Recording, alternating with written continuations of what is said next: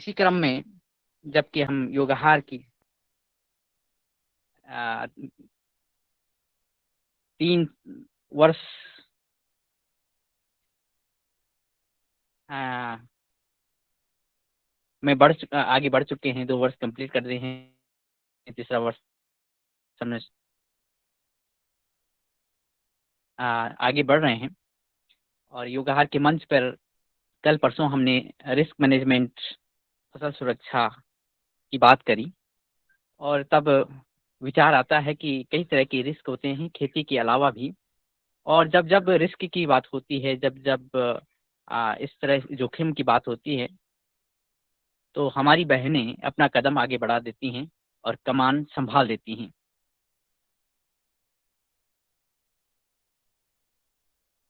और आदरणीय, क्या मेरी आवाज़ वहाँ पे पहुँच रही है? जी आ रही है, आ रही है। जी। क्या सदन तक मेरी आवाज़ पहुँच रही होगी? आपकी आवाज आ रही है। आदरणीय मुनीलाल जी भाई साहब से निवेदन कि अगर मेरी जी जी जी, धन्यवाद धन्यवाद। हाँ, यहाँ की थोड़ा फ्लक्चुएट हो रहा है ये। आज हमारी जो मुख्य अतिथि हैं वो, जी धन्यवाद सर, धन्यवाद। आज की जो हमारी मुख्य अतिथि हैं वो हैं उत्तराखंड के अल्मोड़ा जिले से, रानीखेत में उनका घर है। और वो अभी उत्तराखंड में इसलिए भी फेमस हुई हैं कि उन्होंने उत्तराखंड की पहली टैक्सी ड्राइवर के रूप में अपने जो कार्य आगे बढ़ाया है आजीविका का। उनके पति सेना से रिटायर हैं, और रिटायरमेंट के बाद उन्होंने जब टूर एंड ट्रेवल का अपना कारोबार आगे बढ़ाया, लेकिन अस्वस्थ होने के कारण घर की आजीविका कैसे आगे बढ़े, ये जो चिंता हुआ, और चिंतन के बाद जब मनन हुआ, तो बहन रेखा पांडे जी ने ये निर्णय लिया कि टैक्सी अब वो चलाएंगी। और उन्होंने ये कार्य आगे बढ़ाया। वो हर दिन हल्द्वानी से रानीखेत, अल्मोड़ा और पिथौरागढ़, अभी पिथौरागढ़ अल्मोड़ा रूट पे हैं, और वहीं से हमसे जुड़ रही हैं। तो योगाहार के सभी सदस्यों के माध्यम से उनसे निवेदन है, और सभी सदस्यों के माध्यम से उनका हार्दिक स्वागत है योगाहार के इस मंच पर। और इस मंच पर भारत के अलग अलग प्रदेशों से अ, अतिथि जुड़े हुए हैं, सदस्य जुड़े हुए हैं। तो आदरणीय रेखा पांडे जी बहन से आपसे निवेदन है कि आप अपना माइक ऑन कर लीजिएगा और कैमरा भी ऑन कर लीजिएगा, और ये बताइए कि ये यात्रा आपने कैसे शुरू की, और कैसे ये प्रेरणा आपको मिली। जी आदरणीय। आप सभी को मेरा सादर प्रणाम। जितने भी मेरे देखने वाले और सुनने वाले हैं सभी को मैं दंडवत प्रणाम करती हूँ। मैं रेखा पांडे रानीखेत से हूँ, और मैं अपना टूर एंड ट्रेवल्स का काम, अभी अपने हस्बैंड का काम मैंने संभाला हुआ है। और बाकी अभी मैं पिथौरागढ़ में अभी ऑन द वे हूँ, पिथौरागढ़ से आ रही हूँ। अभी कल शाम हम 5 बजे निकले थे वहाँ से, हल्द्वानी से, और फिर वापसी हम अभी सवारी मतलब बुकिंग लेके वापसी जा रहे हैं। और अभी रास्ते में फिर भैया का फोन आया, भाई साहब का, दिनेश भाई साहब का, कि आपका इंटरव्यू है। तो फिर मैं रास्ते में नेटवर्क वाली जगह पे लगा के आपसे जुड़ी हूँ। तो आप सभी का प्यार और स्नेह हमेशा सदैव ऐसे ही बना रहे। जी ये मात्र एक दिन का इंटरव्यू तो नहीं है दीदी। ये आप योगाहार में आई हैं, पतंजलि योगाहार का ये निरंतर 2 वर्ष से आगे और तीसरे वर्ष में प्रवेश हो गया है। और इस कड़ी में आप इसकी हम आपसे ये निवेदन भी कर रहे हैं कि अतिथि के रूप में नहीं, अब आप सदस्य के रूप में जब भी समय लगे आप इस पे जुड़िएगा। और हमारी जिज्ञासा ये है कि आपने ये टैक्सी जो ड्राइविंग है ये चलाना कब से शुरू किया, और ये प्रेरणा आपको कैसे मिली? भाई साहब, मेरा टैक्सी का तो ये मेरे हस्बैंड का बिजनेस था। वो आर्मी एक्समैन है। तो आने के बाद उनने अपना टूर एंड ट्रेवल्स का खोला था, लेकिन बीच में सडनली उनकी तबीयत खराब हुई, जॉइंटिस वगैरह हो गया था, और एकदम बहुत ज्यादा मतलब बिस्तर ही पकड़ लिया उनने। तो फिर उसके बाद से फिर कुछ समझ नहीं आया। मैंने 2 ड्राइवर रखे, और फिर उनसे भी कोई प्रॉफिट नजर नहीं आया, उल्टा और नुकसान होने लग गया था। तो फिर 1 महीना करीब मैंने गाड़ी खड़ी करके देखी, और अपनी बजट से बचा के जैसे तैसे उसकी किस्तें भरी। लेकिन फिर मुझे लगा कि शायद मुझे इस काम में पहल करनी चाहिए।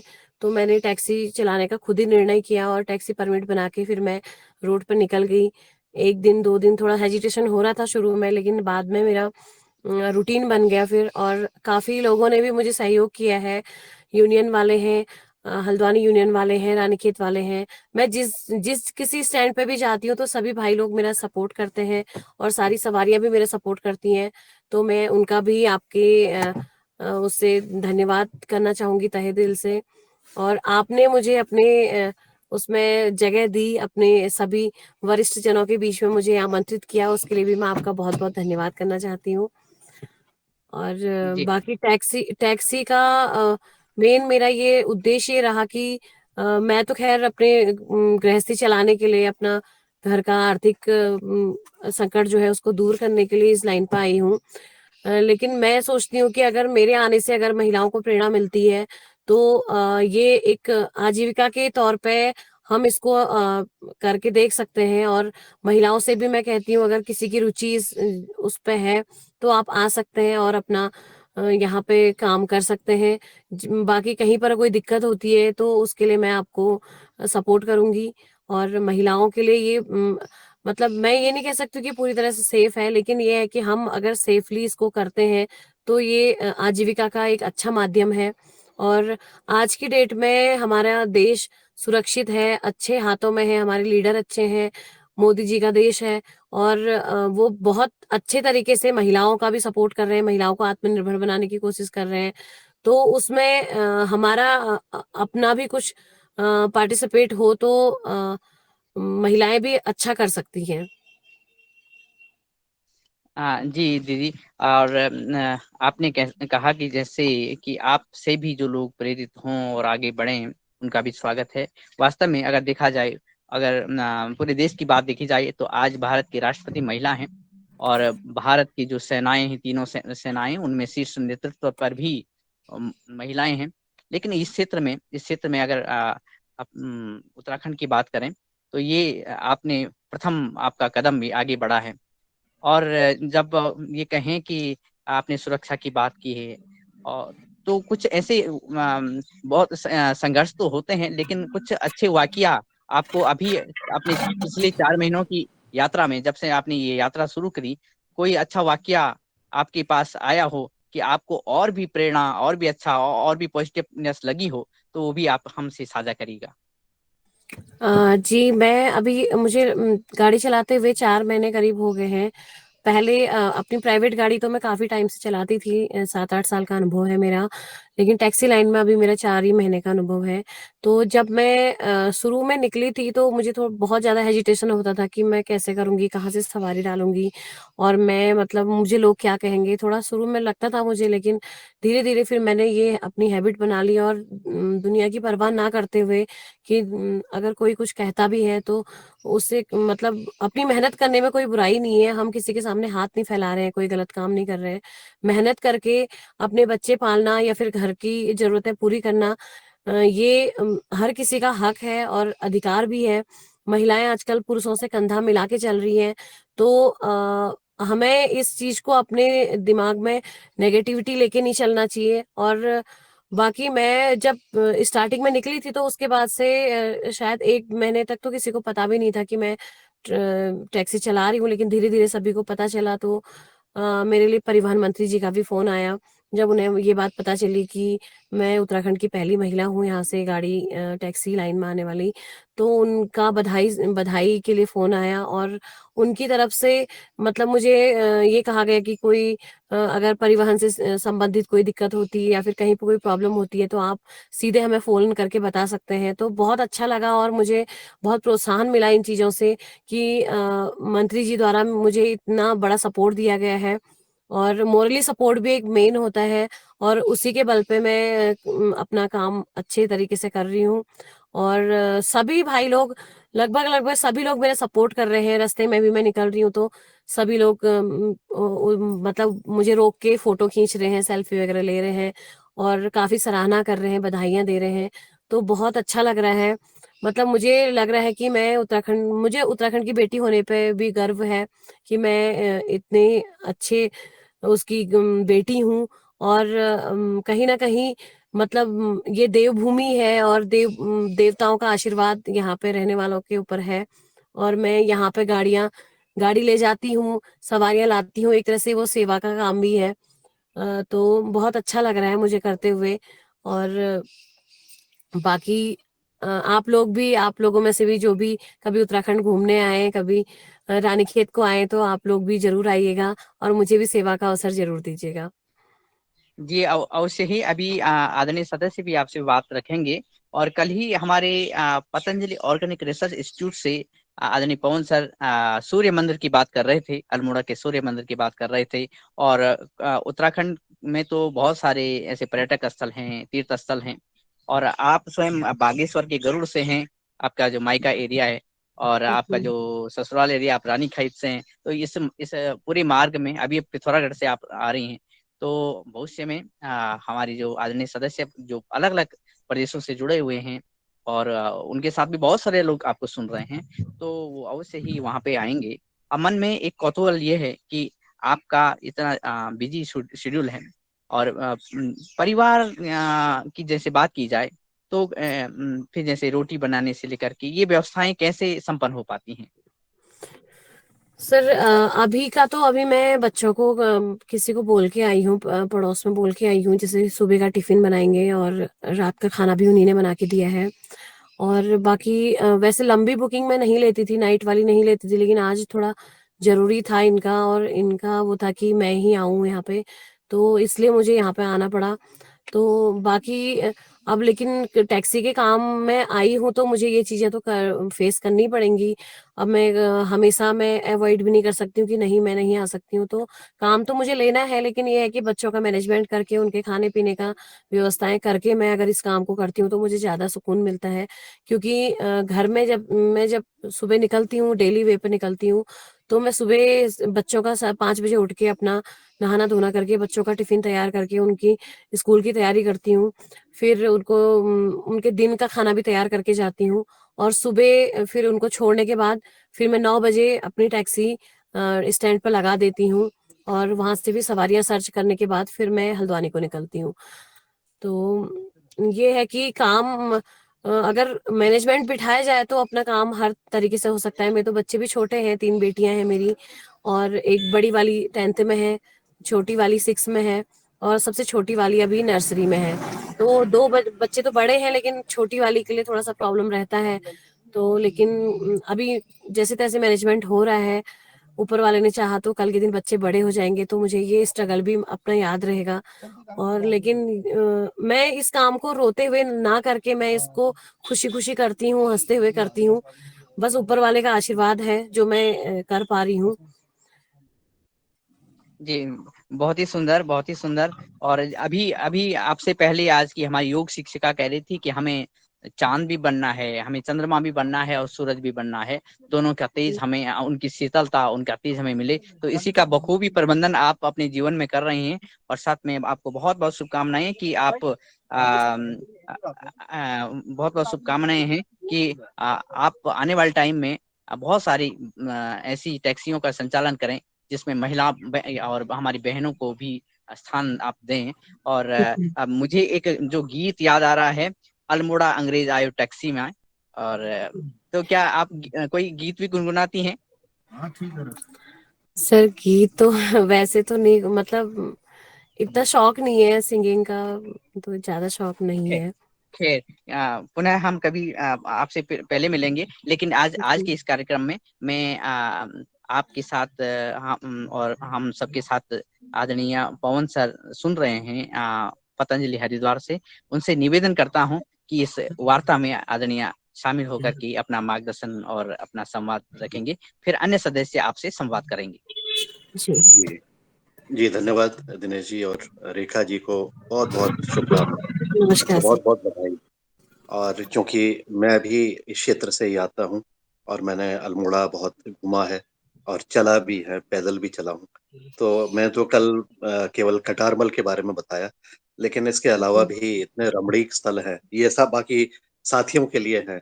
जागेश्वर का प्रसिद्ध मंदिर है। जी। अल्मोड़ा में विवेकानंद कृषि अनुसंधान शाला है, जो कि जी। सबसे पहले संभवतः कृषि क्षेत्र में जिसने काम किया। और इसके हाँ अलावा जी। इतना सुंदर स्थान, एक पौराणिक स्थल है अल्मोड़ा, जहाँ की चंद राजा की यहाँ पर हुई थी। और इतनी बहुत सारी चीजें यहाँ पर सीखने के लिए हैं। मेरे हमारे इस मंच से जुड़े हुए साथी कभी भी अल्मोड़ा जाएंगे तो रेखा जी का परिचय हो गया है, और भी साथियों का परिचय हो गया है। इतनी रमणीक स्थल है, इतनी सुंदर स्थानों को देखने का। विश्व प्रसिद्ध चौबटिया गार्डन है रानीखेत में, जहाँ से आप आती है। जी तो इतनी सुंदर जगह को देखने के साथ साथ आपसे भी मिलने का एक अनुभव, एक अभिभूति मिलेगी हमारे साथियों को। आपके द्वारा किए गए इस अल्मोड़ा को एक नई पहचान दिलाने के लिए, रानीखेत को एक नई पहचान दिलाने के लिए कि यहाँ की महिलाएं भी इस तरह से कार्य कर सकती हैं, ऐसे क्षेत्र में प्रवेश कर सकती हैं जहाँ पर कि जिसके लिए सोचना भी जरा अभी बहुत कम लोगों ने इसमें किया है। विदेशों में किया है, जी लेकिन पर्वतीय क्षेत्रों में और मैदानी क्षेत्रों में कम ही देखने को मिला है। उत्तर भारत में तो कम ही देखने को मिला है। तो इसके लिए आपको बहुत बहुत बधाई है, और बहुत जी बहुत हमारी तरफ धन्यवाद। से शुभकामनाएं हैं। अल्मोड़ा में और रानीखेत में, इन स्थानों में इतनी सारी विभिन्नताएं हैं, इतनी सारी चीजें देखने के लिए है। और बहुत सुंदर। मैं तो जब भी वहाँ के बारे में सोचता हूँ तो मैं खुद ही रोमांचित हो जाता हूँ। हालांकि अभी मैं तो हरिद्वार में हूँ, लेकिन मैंने काफी समय यहाँ पर व्यतीत किया है। बिरतोला भी गया हूँ, चिलियानौला भी गया हूँ, खूंट भी गया हूँ, और जो घाटियां हैं यहाँ की सुंदर घाटियां हैं वो भी देखी पहले पहले के समय में।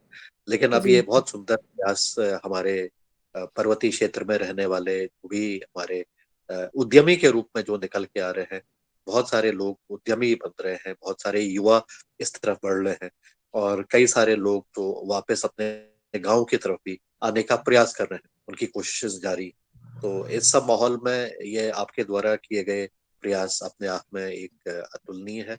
और मुझे आशा है कि इससे हमारे मंच के हमारे जितने साथी हैं उनको भी एक प्रेरणा मिलेगी, एक जागरूकता मिलेगी, और आपको इस मंच पर लाने के लिए हमारे दिनेश जी और हमारे अन्य साथियों को बहुत बहुत अभिनंदन है।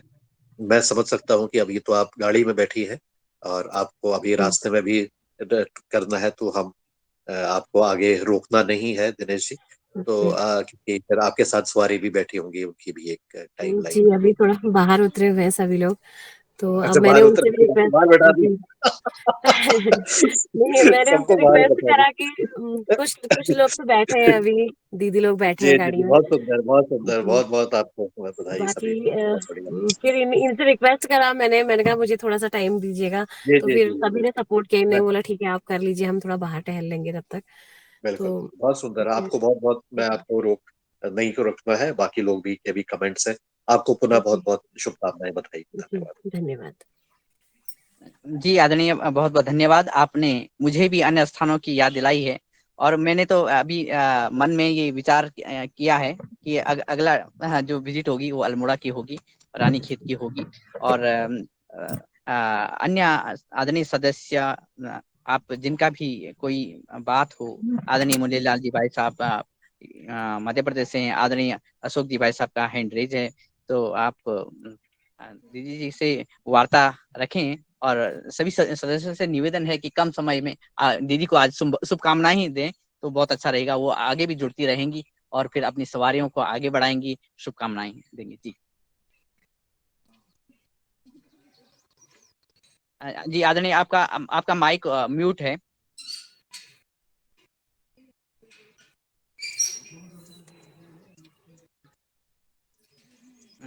आपका माइक म्यूट म्यूट है। जी जी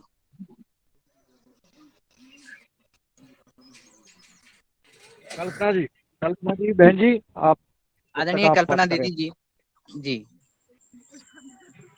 रेखा दीदी को सर्वप्रथम बहुत बहुत बधाई और धन्यवाद। जी धन्यवाद। चालू आपसे हो भी गया। नमस्कार।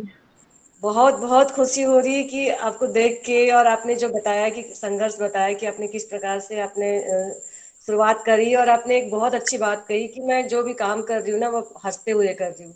तो मतलब आपको कोई जी प्रेशराइज नहीं हो रहा है कि मतलब मुझे काम है लोड है, और अपने घर के काम के साथ बच्चों के साथ आप जो काम कर रही है मिल के, मतलब तो इतना अच्छा, मतलब रोमांचित करने वाला। और और अब अल्मोड़ा के लिए हम पर्यटन के लिए भी सोचेंगे, तो ये योगाहार कार्यक्रम में आपके मतलब आत्मनिर्भर, महिला आत्मनिर्भर के साथ साथ तो मतलब एक रास्ता मिल गया। वहां जाने का और भी मन कर रहा है, जल्दी जल्दी जाए। तो बहुत बहुत बधाई, और आगे हम आपसे बात करते रहेंगे। धन्यवाद दीदी, बहुत शुभकामनाएं आपको। जी मैं बोल रहा हूँ अशोक पटेल, मध्य प्रदेश से। आप बहुत से लोगों से जुड़ी नमस्कार। हुई है इसमें, मतलब आठ आठ सात आठ प्रदेश के लोग भी जुड़े हुए हैं। सबसे जी पहले तो आपको बहुत बहुत बधाई कि ये आपके परिवार को पालने के लिए आप काम कर रही हो। ये जी आपने बताया कि आपके पति पहले ये टैक्सी का कारोबार करते थे, लेकिन किसी कारण कोई समस्या आ गई। तो सबसे पहली बात तो आप हमारे लिए एक प्रेरणा स्रोत है और गर्व की बात है कि आप तीन तीन बच्चों को अपनी मेहनत से पाल रही हो, और ये बहुत गर्व की बात है। और मातृशक्ति को हम इसलिए प्रणाम करते हैं कि आप अपनी मेहनत से, और आप देवभूमि से हो, जो देवभूमि में बहुत ही पर्यटक स्थान है, और यहाँ हिंदुस्तान के बहुत से लोग वहां जाते हैं, और इसका मुख्य जो रोजगार का साधन ही पर्यटक है, और इसीलिए वहां टैक्सी का कारोबार किया आपने। तो इसके माध्यम से आप जो विभिन्न प्रदेशों के लोग जाते हैं, और जाने के बाद में आप उन सबको घुमाते हो, तो आप एक प्रेरणा का स्रोत हो, और उससे हमारे देश की एक अलग छवि बनती है। तो आप उसमें एक महत्वपूर्ण योगदान दे रही हो, इसके लिए आपको बहुत बहुत बधाई। और बहुत गर्व की बात है कि आप बहुत अच्छा कार्य कर रही हो अपने परिवार के लिए। लेकिन आजकल हम देखते हैं समाज में भी कि कई महिलाएं असहाय होके, और मतलब अपने मतलब ऐसा काम जिसमें आप तो आपके परिवार को पालने का बहुत अच्छा कार्य जो आपके पति ने किया वो कर रही है। इसके लिए हमारी पूरी टीम की तरफ से आपको बहुत बहुत बधाई। और धन्यवाद देवभूमि से धन्यवाद। हो आप, ये बहुत अच्छा स्थान है, वहाँ बहुत पर्यटक स्थान है और बहुत शांत भूमि है। वहाँ मैं एक आध बार गया वहाँ, तो मेरे को इतना अच्छा लगा, वहाँ का जो प्राकृतिक वातावरण सब कुछ है। तो आप सब लोगों को घुमा रहे, इसके लिए बहुत बहुत बधाई। और आपका नंबर दो, जब हम आएंगे तो आपके जी आपके क्षेत्र में हम आपके टैक्सी के माध्यम से घूमेंगे, तो आप नंबर देने की कृपा करें हमको। हाँ, जी सर, मेरा नंबर जी सभी धन्यवाद लोग नोट आदरणीय कीजिएगा। जी जी। जी मेरा बॉक्स में नंबर डाल है। देंगे। हाँ जी आदरणीय बॉक्स में डाल देंगे। आदरणीय जी जी मुनीलाल जी भाई साहब जी।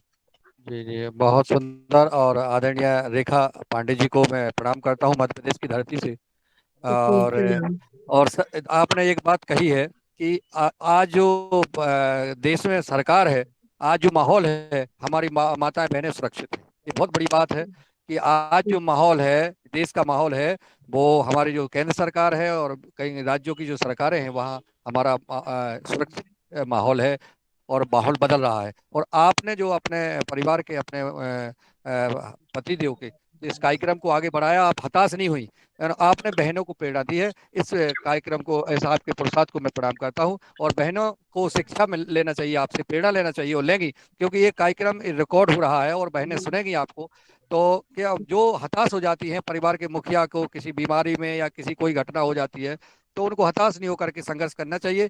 ये हमारी आदरणीय बहन रेखा पांडे जी से लेंगे। और बहन जी, इस कार्यक्रम में आप जुड़ी रहें। धन्यवाद आपका, बहुत बहुत शादीबाद। धन्यवाद। पतंजलि परिवार की ओर से आपको प्रणाम। ओम। जी आदरणीय रवि जी का हैंड रेज है। और आदरणीय मुनीलाल जी भाई साहब हमारे बहुत ही प्रेरक व्यक्तित्व हैं। आने वाले टाइम में हम जुड़े रहेंगे। आदरणीय रवि आदित्य जी बिहार से हैं जी। आपका संदेश। जी जी, बहुत बहुत धन्यवाद दिनेश जी। और विशेषकर रेखा जी का जो एक काफी प्रेरणादायक आपकी स्टोरी है और आप जो कोशिशें कर रही हैं, तो मैं तो बस इतना ही कहूंगा कि एक तो क्षेत्र का प्रभाव होता है, और साथ साथ में आपके अंदर की जो जज्बा है ये कि एक बात मैं कहूँगा कि मुश्किलों से कह दो उलझा ना करे हमसे, हमें हर हाल में जीने का हुनर आता है। और आपने स्टेप बाय स्टेप ये जो चीजें अपने में दिखाई है उसको पूरा किया है।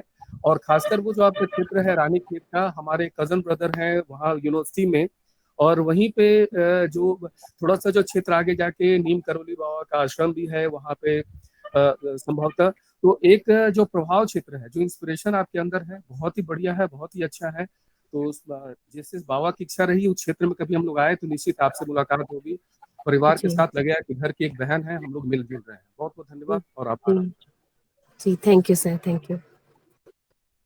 जी आदरणीय रवि आदित्य जी बहुत बहुत धन्यवाद आप। और अन्य अन्य किन्हीं आदरणीय सदस्यों का संवाद शुभकामना संवाद अगर हो तो जी आदरणीय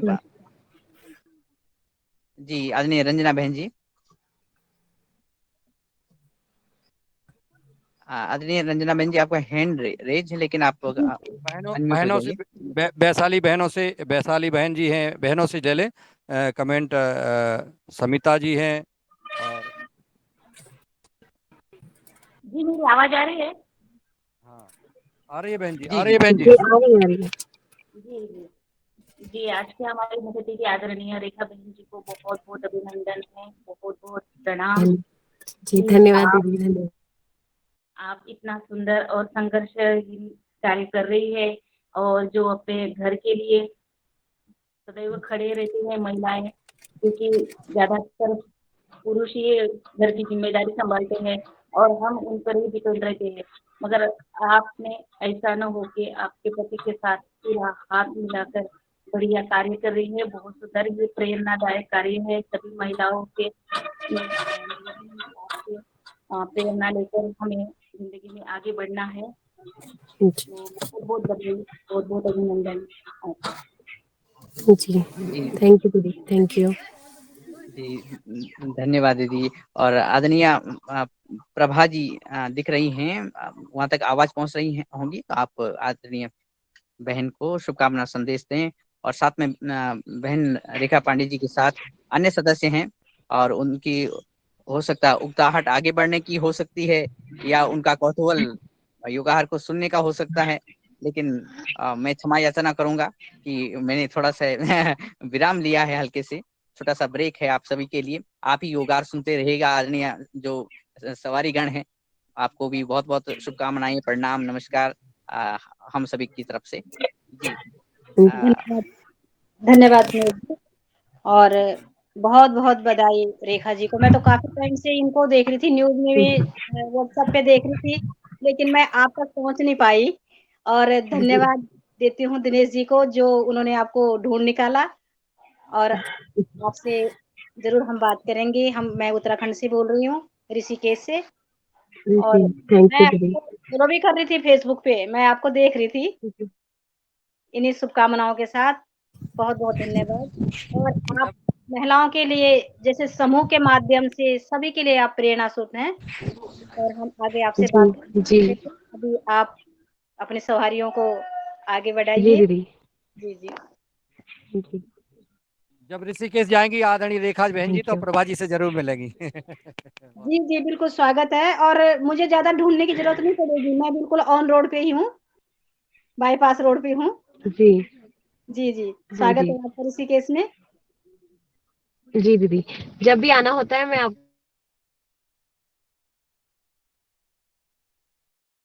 आपका नंबर प्रभा जी को हम दे देते हैं, और प्रभा जी आपको कॉल करेंगे, तो आप इनका नंबर फिट कर लेना। ऋषिकेश कभी भी आए आप, आपका स्वागत।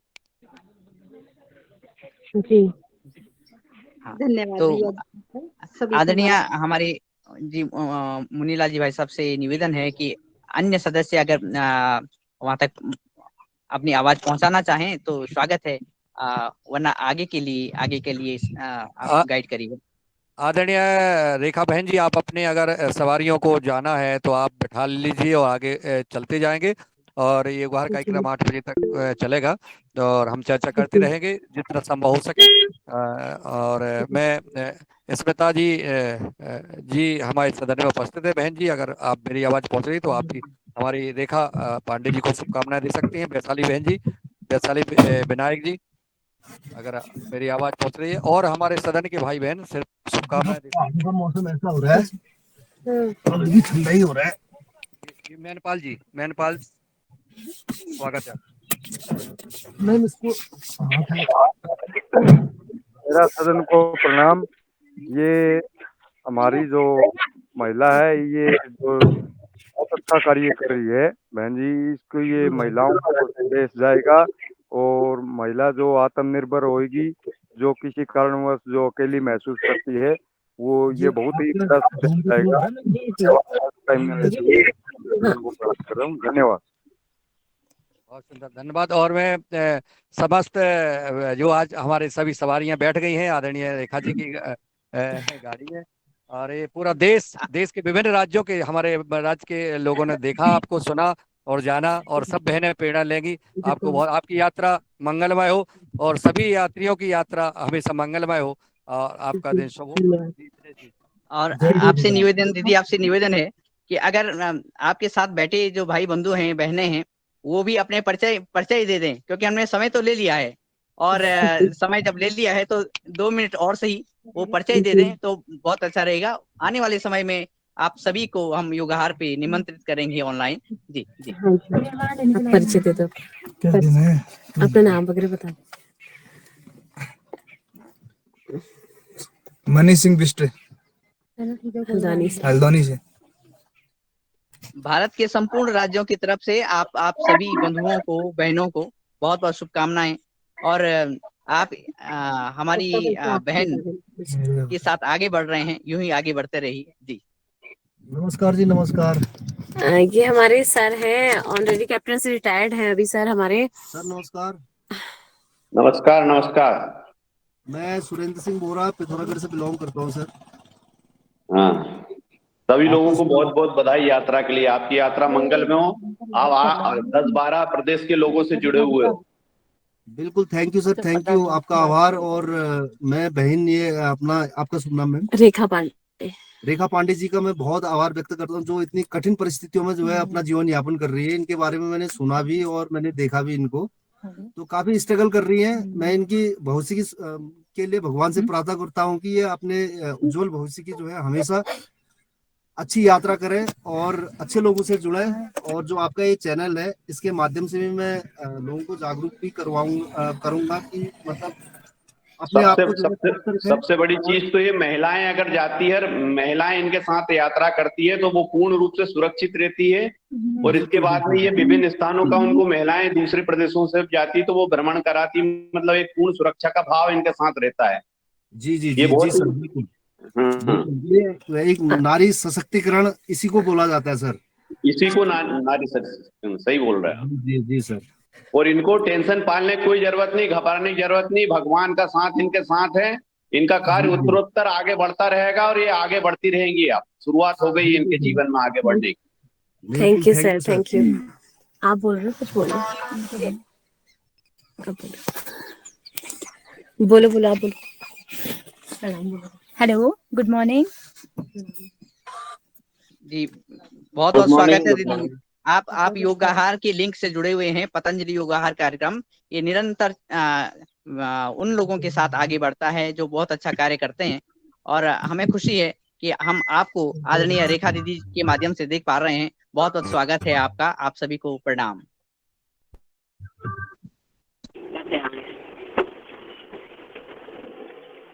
जी, आदरणीय मुनीलाल जी भाई साहब से निवेदन है कि आप बोलिए।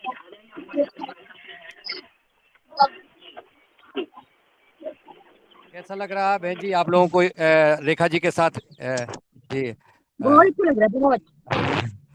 जी जी, बहुत सुंदर। और जब हम लोगों को काफी अच्छा लग रहा है। और प्रेरणा भी आपको मिल रही होगी कि बहनों को हताश नहीं होना चाहिए, किसी भी परिस्थिति में संघर्ष करना चाहिए। बहुत सुंदर। हम लोगों को यहाँ से आवाज हो रहा है, तो आप लोग तो उनके साथ बैठी हुई हैं। बहुत सुंदर, धन्यवाद। आप लोग अब यात्रा आगे बढ़ाएं, कोई दिक्कत नहीं है। अब आगे संचालन के लिए जी अपना विषय रख लेते हैं। आदरणीय शरद वर्मा जी उपस्थित हैं। जी, आदरणीय दीदी जी, हम पुनः आपसे जुड़ेंगे। अब काफल, पहाड़ के फल काफल होने वाले हैं। काफल खाने आएंगे। आदरणीय शुभकामनाएं, आपकी यात्रा सफल हो, मंगलमय रहे। जी जी जरूर, आप सभी आमंत्रित हैं यहाँ पे काफल खाने के लिए। और मैं माफी चाहती हूँ आप लोगों से। जी, आप लोगों से माफी चाहती हूँ, मैं पूरा समय नहीं दे पाई आपको। चलो ठीक है, बहुत है। भी टाइम पे पहुँचना है वहाँ पे। चलो इतना समय बहुत है। आप यात्रा करिए, बहुत है समय। आपने बहुत समय दिया और सभी यात्रियों ने का धन्यवाद जिन्होंने रुक करके इतना समय दिया। जी, आपकी यात्रा मंगलमय हो, आप आगे बढ़िए। बस ठीक है, आप भले बंद कर लीजिए, कोई दिक्कत नहीं। Thank you sir, thank you. जी, आदरणीय वर्मा जी आगे अब मेरी आवाज पहुंच रही है? अब मोर्चा वर्मा जी संभालो। जी आदरणीय शरद वर्मा जी, अपना योजना कुछ अभी क्या करने वाले हैं वो बताने का कष्ट करें। जी अभी हमारे यहाँ पे लैब का ज्यादा चर्चा चल रही है कि लैब में कैसे हम 10 सदस्य लोग अपने अपने सोयाबीन में प्रयोग कर रहे हैं। और अभी रमेश मेहरा साहब के खेत में जो टॉनिक डला हुआ था, तो पानी गिरने की वजह से वहाँ पानी भरा गया था, लेकिन अभी पानी सूखने के बाद वहाँ की मूंग गली नहीं है, उनका कहना है, और बहुत अच्छे रिजल्ट्स आ रहे हैं। और सभी तरफ से सभी लोग प्रयास कर रहे हैं अपने अपने रिजल्ट बताने के लिए। और बहुत जल्दी हम लोग धान के लिए ट्राइकोडर्मा, बवेरिया बासियाना और ये सब बना पाएंगे, और सभी सदस्यों को, हमारे आसपास के किसानों को उपलब्ध करा पाएंगे। लग रहा है कि ये कहीं ना कहीं जो पूना की लैब है वो हमारे एरिया के लिए मील का पत्थर साबित होगी। और जो पवन सर कहते हैं एक्शन प्लान, तो हम लोगों का अभी एक्शन प्लान चालू हो गया है। और हम लोग बहुत जल्दी सदन को ये खुशखबरी देने वाले हैं कि हम लोगों ने अपना स्वयं का ट्राइकोडर्मा, स्वयं के बवेरिया बासियाना, स्वयं के जीवाणु बना लिए हैं। और जो हम लोग पूना में वैज्ञानिक के माध्यम से अपने किसान भाइयों को अपने हमारे स्वयं के खेतों में इन चीजों को फैला पाएंगे और इसका फायदा मिलेगा। तो ये बहुत अच्छा एक पहल है, और इसके लिए हम पूरे सदन के आभारी रहेंगे। कितनी अच्छी लैब से उन्होंने हम लोगों को जोड़ा। जी ओम। आदरणीय ओंकार नाथ जी, सादर स्वागत है आपका। जी भैया नमस्कार, शरद भैया को नमस्कार। थोड़ा सा लैब के बारे में थोड़ा सा बताएं, कैसे कैसे उसका आप बनाते हैं, और क्या बाजार का जो ट्राइकोडर्मा आता है और आप जो बना रहे हैं उसमें क्या कुछ डिफरेंस है, क्या इसका मार्केटिंग किया जा सकता है। थोड़ा सारा चीज थोड़ा सा आप उसको विधिवत थोड़ा सा बना के दिखाएं, तो थोड़ा सा अगर प्रैक्टिकली संभव हो तो। जी, हमारी तो इच्छा है कि आप भी हमारे उससे ग्रुप से जुड़ जाएं। और इसमें बहुत अच्छा है, मात्र इसमें हम लोगों ने 5,500 रुपये जमा किए थे, और हमारी पूरी लैब का सामान इसी में आ गया था। और जो बायो प्रोडक्ट इसमें बनाने के लिए जो यूज होते हैं वो भी हम लोगों को मिले हुए हैं। इसमें सिर्फ अपने को जैसे टाइकोडर्मा का मदर कल्चर लेना है, तो आप अपने कहीं भी वहाँ पे जो एग्रीकल्चर कॉलेज हैं तो वहाँ से आप ले सकते हो, या कोई कंपनी है तो आप 1 लीटर जैसे आपने अगर ट्राइकोडर्मा लेके आ गए, तो आप इस माध्यम से, इस जो घरेलू लैब है इसके माध्यम से आप 10 लीटर बना सकते हो। और पर्याप्त मात्रा में अगर जैसे बवेरिया बासियाना है, आप 2 लीटर प्रति एकड़ यूज करते हो, और बारिश आने के पहले करते हो, तो आपकी धान जो है बहुत सारे कीड़ों से सुरक्षित रहेगी। और जैसे लैब में जो हम लोगों को फंगीसाइड बताया, तो जो ट्राइकोडर्मा है वो बहुत सारे आजकल धान में नए नए रोग आने लगे हैं, तो जो अपन ट्राइकोडर्मा बनाते हैं तो वो थोड़ा सा अच्छी क्वालिटी का बनेगा, क्योंकि अपन स्वयं बना रहे हैं। और उसकी जो तेजपन, जो उसकी मात्रा रहेगी वो बहुत अच्छी रहेगी। तो अभी हमें भी देखना है कि धान में कैसे ये काम कर रही है, और हम चाहेंगे कि हम आपके पास भी कैसे उसको पहुंचा पाएं, और हम भी आपको ट्राइकोडर्मा पहुंचाएंगे। और बढ़ाने की जो तरीका है वो हम आपको निश्चित ही सिखाएंगे, और आपकी खेती हमारी है, हम उसको जरूर बढ़ाएंगे। जी जी, मेरा मेरा मेरा इच्छा है कि हम अब मेरा जो पीओ शुरू हुआ है, तो हम पहला काम हम चाह रहे हैं कि ट्राइकोडर्मा से शुरू हो जाए। जी, बहुत अच्छा, बहुत अच्छा। जी, और वो बहुत ट्राइकोडर्मा। बढ़िया है। और रमेश सर हमारे होस्ट हैं यहाँ के, और वो जी जी पूरा निगरानी रख रहे हैं, पूरा लिखित है उनके पास। तो आप उनसे संपर्क करके पूरा जो लिखित है वो बायलॉज आप ले सकते हो, और सदन में किसी को भी चाहिए हो तो वो भी हमारे रमेश सर से ले सकते हैं। उन्होंने पूरा इसका एक एक पॉइंट पे इसको नोट किया है कि कैसे इसको बनाना है, कैसे क्या करना है। और हम लोग हफ्ता 15 दिन में एक सभी लोग मिलकर ट्रेनिंग करते हैं। तो फिर हम चाहेंगे कि अगला ग्रुप जब बनेगा तो आप भी उसमें शामिल हो जाइए, और आप भी इसका पूरा फायदा उठाइए। और कुछ बहुत भी जल्द जानकारी आपको चाहिए हो तो बहुत जल्द हमारा टीम हम आपके यहाँ पहुंच रहे हैं, अब हम पूरा जी अपना जी जी टीम के जी। साथ तो और हमारा जानकारी सदन लेंगे। का जो एक्शन प्लान है हम लोगों का चालू हो गया है और जी आपका जी भी जी जल्दी से चालू हो जाए। जी जी, ये ट्राइकोडर्मा हर किसान के घर तक पहुंचना चाहिए और एक छोटा सा शुरुआत हो जाना चाहिए लैब का, ताकि किसान के यहाँ लैब बने और किसान को एक अतिरिक्त इनकम का भी साधन बन जाए, और जैसे कि जैविक खेती की दिशा में एक एक बहुत बड़ा एक कदम साबित होगा। जी तो जी जी। जी, ये बहुत अच्छा दिशा में हम लोग आगे बढ़ रहे हैं, और इस घर घर तक किसानों के घर तक पहुंचे इस तरह का लैब लैब का काम। जी जी, बहुत बहुत धन्यवाद आपको। जी धन्यवाद आदरणीय ओंकार नाथ जी और आदरणीय शरद वर्मा जी। और योगाहार कार्यक्रम के माध्यम से देश भर में जागृति आ रही है, किसान जागरूक हो रहे हैं, किसानों को प्रेरणा मिल रही है, चाहे वो फार्म लैब का निर्माण हो, चाहे प्राकृतिक जैविक खेती का हो, चाहे योग का हो, आयुर्वेद का हो, सामाजिक मुद्दों पर भी हम चर्चा कर रहे हैं। लगातार योगाहार कार्यक्रम में सभी विषयों पर मार्गदर्शन मिल रहा है। हमारे वैज्ञानिक और कृषक आपस में संवाद कर रहे हैं, ये छोटी बात नहीं है। मैं चाहूंगा आदरणीय कल्पना कोटले जी सदन में उपस्थित है, वह आदरणीय शरद वर्मा जी के यहाँ विजिट करके आई हैं। बालाघाट जिले से पहुंच करके वो बहन गई और उन्होंने विजिट किया। मैं चाहूंगा कि वो अपना अनुभव शेयर करने का कष्ट करें। आदरणीय कल्पना खोटले जी, मेरी आवाज आप तक पहुंच रही हो तो आप सादर आमंत्रित हैं। सदन को प्रणाम। और सभी शरद भैया जी को भी, क्योंकि बहुत पूरा दिन उन्होंने दिया था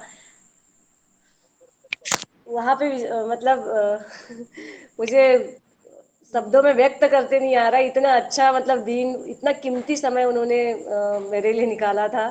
और जैसे मैं स्वयं अकेले के लिए नहीं गई थी, मैं तो बहुत सारी चीजें सीखने गई थी और देखने गई थी, प्रत्यक्ष रूप से देखना था मुझे।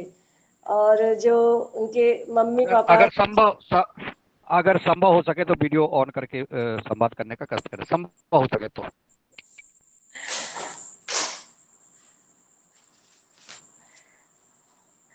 हाँ ठीक है भाई साहब। मैं तो जब सर्वप्रथम गए तो भैया जी तो स्टेशन लेने आए, और दादू को भी बोलना चाहूंगी कि दादू आ गए थे लेने के लिए साथ में। हम तो नीचे से एंट्री कर गए और दादू स्टेशन पे हर व्यक्तियों को पूछ रहे थे कि आप बालाघाट से आए क्या, आप बालाघाट से आए क्या। तो एक एक अलग भाव था दादू कि माने पूछ दादू रहे माने रमेश चंद मेहरा जी। जी जी जी, प्यार दादू से माने रमेश चंद मेहरा जी। अच्छा अच्छा। होशंगाबाद से जो जी आए जी जी।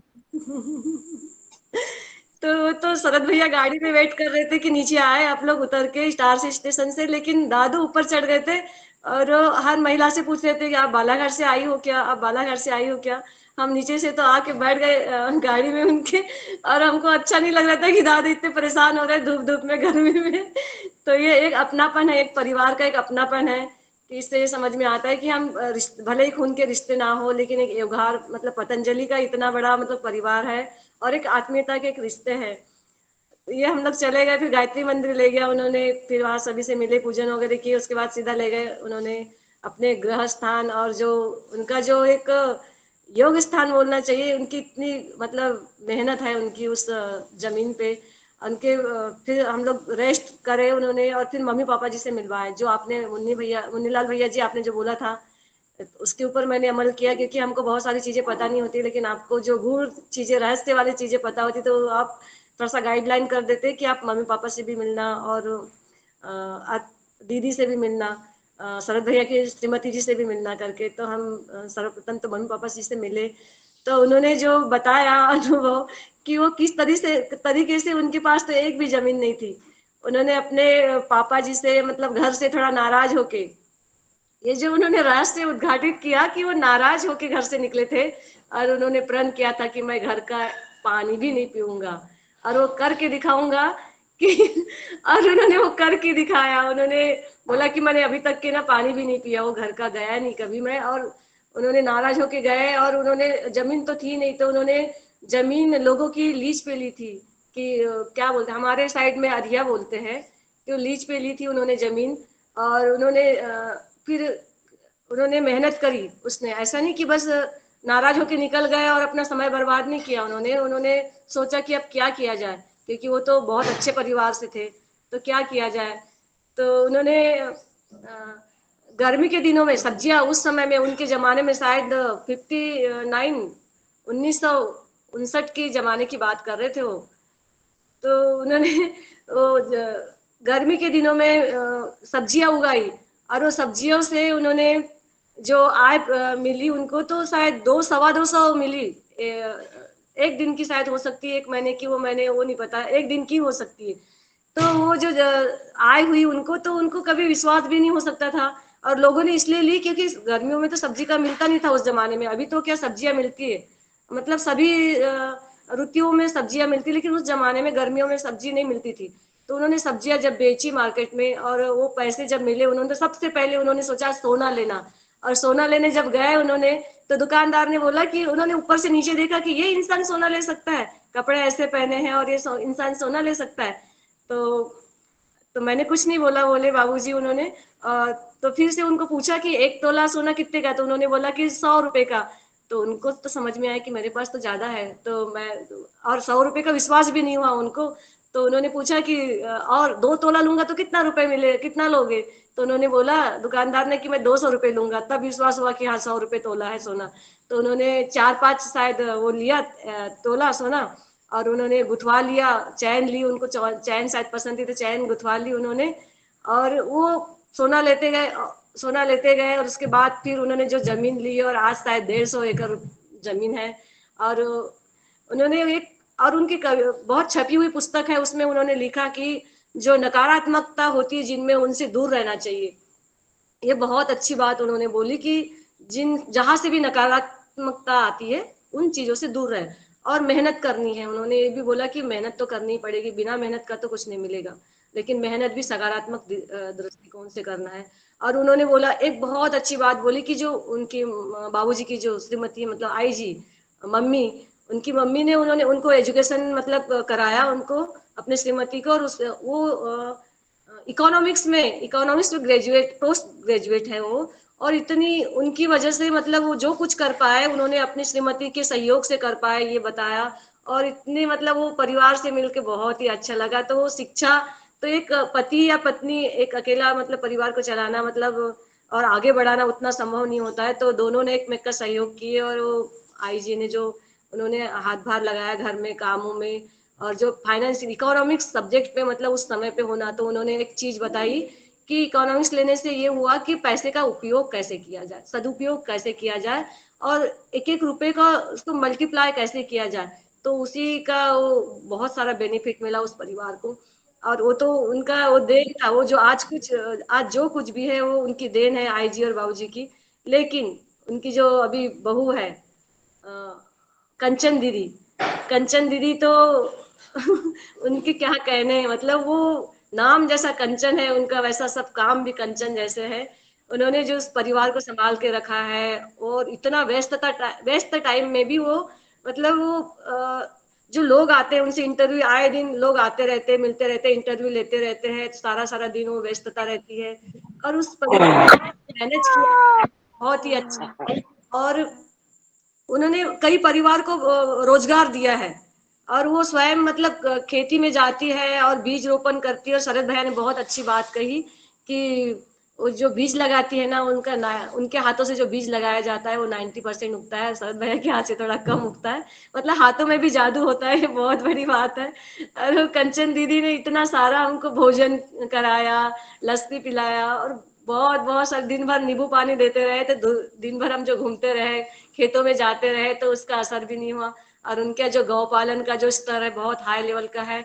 और उनका जो बिजनेस क्या बोलना चाहिए, उन्होंने जो व्यवसाय बिछाया हुआ है ना, जो कृषि और कृषि तो कर ही रहे हैं, लेकिन इस प्रकार से कृषि कर योग के साथ, पतंजलि के साथ जुड़कर और होश में रह के सब कुछ काम कर रहे हैं। और बहुत सारी मशीनरी है जो विदेश से भी लाई है उन्होंने, ऑस्ट्रेलिया से भी लाई है अलग अलग।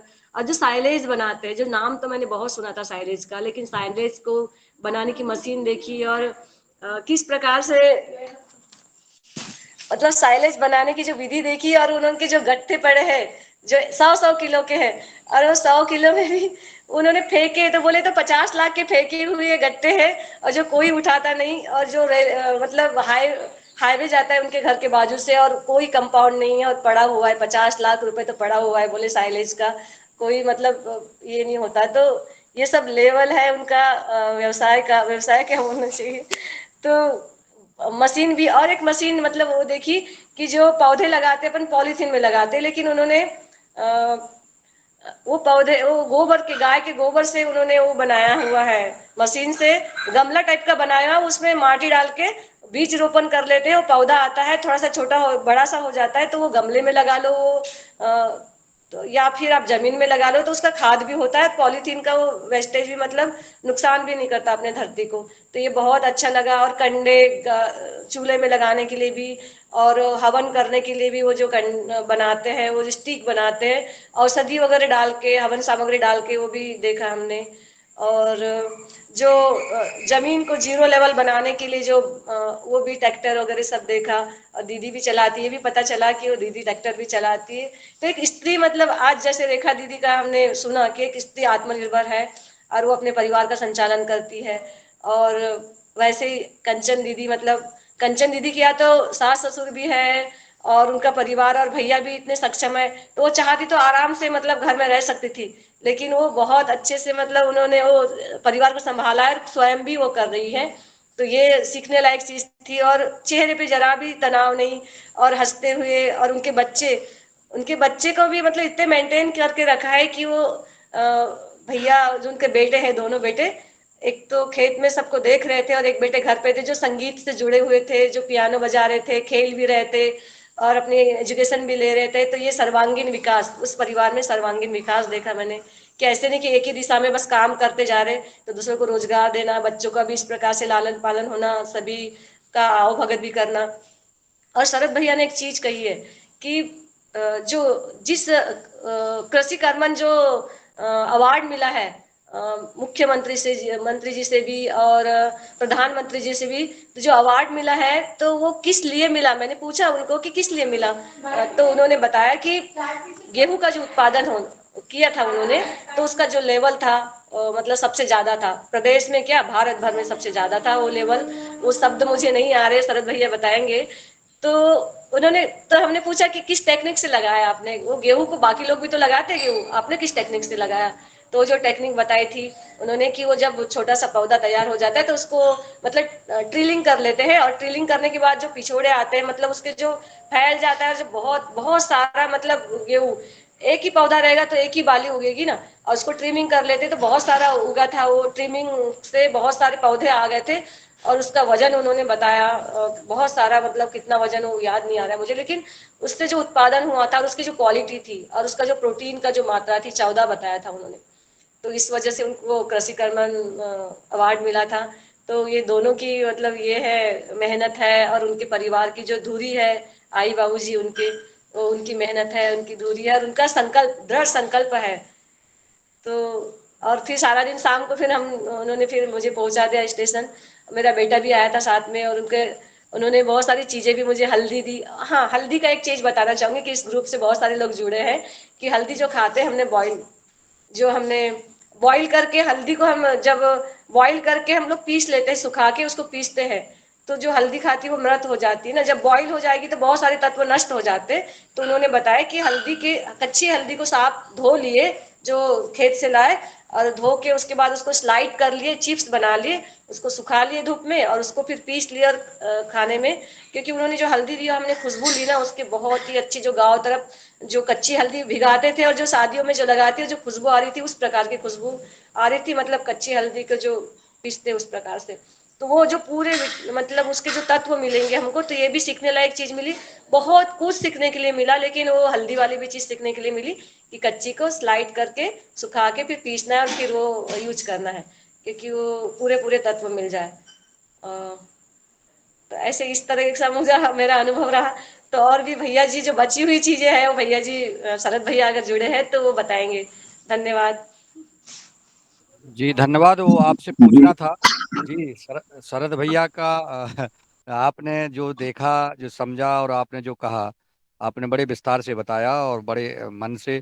और जो शरद भैया के यहाँ पहुंच जाता है, अब हम लोग सब लोग पहुंच गए, तो सारे लोगों के मन में वही बसा रहता है, इनका भोजन का स्वाद और व्यवहार और सरलता और सहजता और विकास था। और इनका परिपूर्ण जो है विकास, और इनके जो आपने बताया कि पिताजी ने कैसे संघर्ष किया उन माता पिता के लिए, इसलिए मैंने कहा था कि उनसे जरूर अनुभव लेना, उनका जरूर सत्संग करना, उनसे आशीर्वाद लेना, और वो आपने किया। निश्चित है कि आपका भविष्य उज्जवल होगा।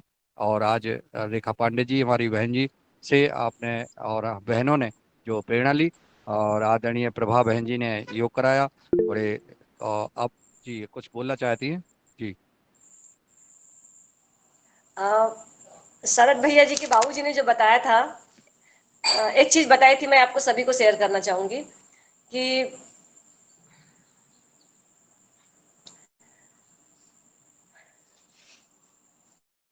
क्या हो गया? बोलो बोलो। हाँ बता रहे यही तो है। जी। जी उन्होंने एक चीज बताई थी कि उनके जो बचपन के दोस्त थे, उनके जो जॉब करते थे या जो दोस्त थे, उनको एक प्रॉब्लम हो गई थी बहुत कम उम्र में। उनको टीबी की बीमारी हो गई थी उनके दोस्त को। तो डॉक्टर ने बोल दिया था कि अब तुम ज्यादा दिन नहीं बचोगे, ज्यादा महीने नहीं बचोगे, बस 3-4 महीने बचे हुए हैं, है ना। तो फिर ये बाबूजी ने, इनके शरद भैया के बाबूजी ने, वो उस पेशेंट को, मतलब किसी डॉक्टर ने बताया था या बाबूजी ने बताया था कि डॉक्टर ने ये बताया था कि तुम आयुर्वेद का तुम सहयोग लो। तो उससे आयुर्वेद की चीजें तो उनको दी गई, और उनको यज्ञ पद्धति से भी उनकी चिकित्सा करी गई, और साथ में उनको हास्यासन और हास्य का और एक रोने का, मैंने एक वीडियो डाला था। तो हास्यासन के लिए भी उन्होंने बताया कि जैसे छोटा, मतलब छोटा स्वर लेके हंसना है, फिर ही करके हंसना है, फिर ही करके जो हंसना है, बड़ा स्वर लेके करके हंसना है। तो पूरे जो, मतलब हृदय के जो फेफड़ों के जो है पूरे रोम छिद्र खुल जाएंगे, और ब्लड सर्कुलेशन ज्यादा से ज्यादा होगा। तो हमको अपने जीवन में भी मतलब हंसते रहना चाहिए, रोना आता है तो रोते भी जाना चाहिए। तो उससे क्या, पूरे जो भावना है पूरे बाहर निकलती है, मतलब मन में गांठ बन के नहीं रहती। तो उस चिकित्सा, ये हुआ था उस चिकित्सा से कि वो जब 3-4 महीने बाद जब उन्होंने ये सब किया, रोना हंसना, वो 1-1 1.5 घंटे तक के हंसते रहते थे, रोते रहते थे। शुरू में तो कुछ लोगों ने एक्सेप्ट नहीं किया, लेकिन फिर वो धीरे धीरे करके स्वस्थ हो गए। डॉक्टर के पास जब पुनः उसी डॉक्टर के पास गए, तो उन्होंने बोला, डॉक्टर ने, कि आपने क्या किया, ऐसा क्या किया कि आप तो पूर्णतः ठीक हो गए। तो ये मैं बताना चाह रही थी कि आयुर्वेद से, उस जमाने में भी आयुर्वेद से, यज्ञ चिकित्सा से, और हंसने से और रोने से, ये सब चिकित्सा करने से वो पूर्णतया, उस जमाने में औषधि तो थी नहीं ज्यादा, कुछ डॉक्टर ने तो मरने के लिए छोड़ दिया था, तो वो स्वस्थ हो गए थे। तो बस यही बताना चाह रही थी कि ये आयुर्वेद में, यज्ञ में और ये सब चिकित्सा से स्वस्थ हो सकते हैं पूर्णतया।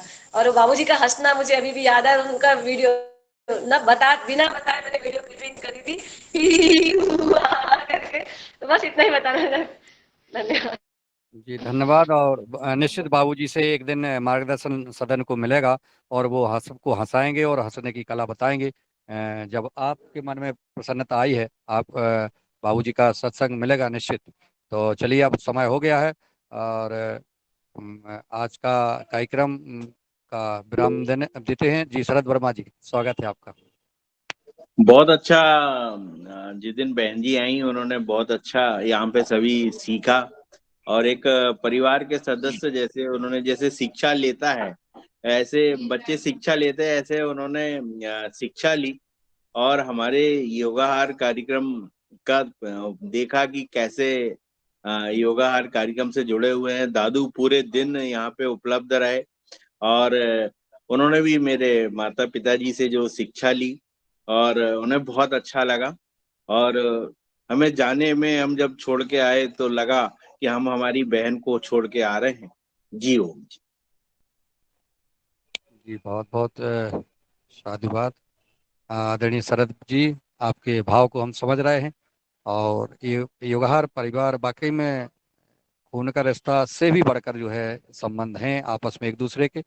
और जैसा कि इटारसी के बाद हम सब ने देखा जाना, और पुनः हम चाहेंगे कि एक बार योगाहार उत्सव ऑफलाइन फिर मनाया जाए। हम सब लोग बैठेंगे, मिलेंगे, चर्चा करेंगे आपस में।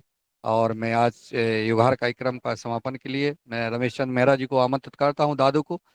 दादू आए और सबका आभार ज्ञापित करें। और दादू ने मिठाई बिल्कुल नहीं खिलाई, दादू दादू हो गए हैं, दादू मिठाई नहीं खिला रहे हैं। जी ओम। जैविक तरबूज सदन को नमन।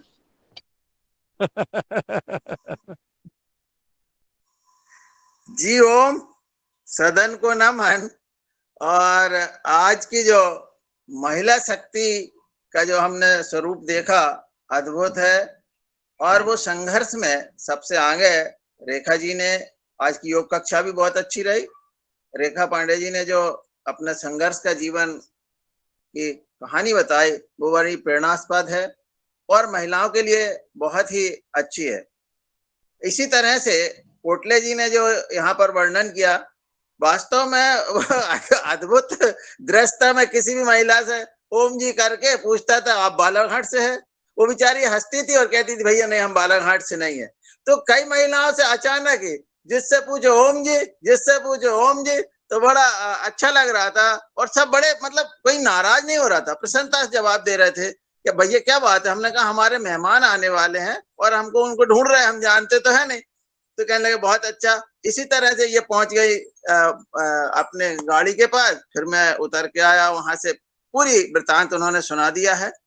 आज उपस्थित सदन में उपस्थित आदरणीय पवन कुमार जी, मुन्नीलाल जी, अश्वनी वर्मा जी, भगवान दास जी, भारती ठाकुर जी, भुवनेश्वर जी, बने सिंह जी, आदरणीय दिनेश सैनीवाल जी, डॉक्टर किशोर दुबे जी, कल्पना कोटले जी, कृष्ण कुमार जी, कुलदीप उनियाल जी, मणिपाल जी, मनीष सोनी जी, ओमकार नाथ जी, पतंजलि फार्मर से प्रभा थापियाल जी, रामकृष्ण रघुवंशी जी, रूप सिंह जी, शरद वर्मा जी, सुशील शुक्ला जी, उमा शंकर जी और योगाहार के जैसे अशोक पटेल जी और भी बहुत सारे लोग जो है लेफ्ट हो गए हैं समय के कारण, उन सबका बहुत बहुत आभार। और इस योगाहार का जो हमारा इटारसी जो सम्मेलन हुआ उसके बाद जो जब लोग गए तो कितने भावुक थे। इसी तरह से शरद भैया के यहाँ से जब लोग जाते हैं तो निश्चित रूप से भावुक होते हैं और वहां से प्रेरणा लेते हैं, वहां से शिक्षा मिलती है। कल ही हमारी मनीष सोनी जी से चर्चा हो रही थी तो मनीष सोनी जी कह रहे थे कि भैया वो शरद भैया का व्यवहार इतना अच्छा, कल बैंक मैनेजर के पास वो बैठे थे तो लगभग 1.25 घंटा उनकी चर्चा होते रहे। हमारे जो बैंक मैनेजर महोदय हैं जिनसे हम लोगों का पहले से संपर्क है, दीवान जी, वो भी बहुत बढ़िया व्यक्ति है। तो इस तरह से एक दूसरे का फायदा होता है और हम लोग जो है आपस में सहयोग करते हैं। जी ओम, सदन को नमन, ओम। जी धन्यवाद। और आपकी आवाज में बदलाव आ गया है, चेहरा भी चमक रहा है आपका दादू।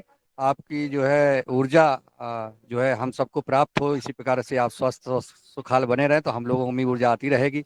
और आज में हम भोपाल आ गए हैं और बड़ी खुशी की बात है कि आज हम मध्य प्रदेश सरकार गौ नीति बना रही है और गौ रक्षा संकल्प का सम्मेलन 12 तारीख को होगा, जहां माननीय शिवराज सिंह चौहान जी 604 गाय माता की सेवा के लिए एम्बुलेंस का जो है हरी झंडी दिखाएंगे और पूरे मध्य प्रदेश के सब जिलों में एम्बुलेंस पहुंचाएंगे। ये बहुत ही बदलाव का समय है। मध्य प्रदेश सरकार, हमारे शिवराज जी चौहान जी जो कर रहे हैं, और निश्चित है यह त्रिदेव गौ मानव सेवा समिति की पहल, योगहार कार्यक्रम के सदस्यों की पहल रंग ला रही है। बस मैं जा रहा हूँ 10 बजे से 5 बजे तक आज पूरे दिन जो है गौ नीति बनाने के लिए मंथन किया जा रहा है। अगर किसी का कोई सुझाव हो तो व्हाट्सएप पे मुझे अपना सुझाव देने का कष्ट करें ताकि मैं वहां सदन में प्रस्तुत कर सकूं। ओम। प्रभारी महोदय जी, गाय का आधार कार्ड बनवाने के लिए आप प्रस्तुत करें वहां पे। गाय का आधार कार्ड? जी, गाय का आधार कार्ड और घर घर गाय गौशाला नहीं हो पाए, ये भी शब्द आप रखें वहां पर। गौशाला से हमारा सब गायों का विध्वंस हुआ है। जी जी, आप तो सुझाव भेज देना मुझे, ठीक है ना। जी जो भी सदन में जो भी उपस्थित किसी के मन में कोई आता है कि कैसे गाय की रक्षा हो सके, हमारे वो उपाय भेज देना। धन्यवाद। ओम। जी जी।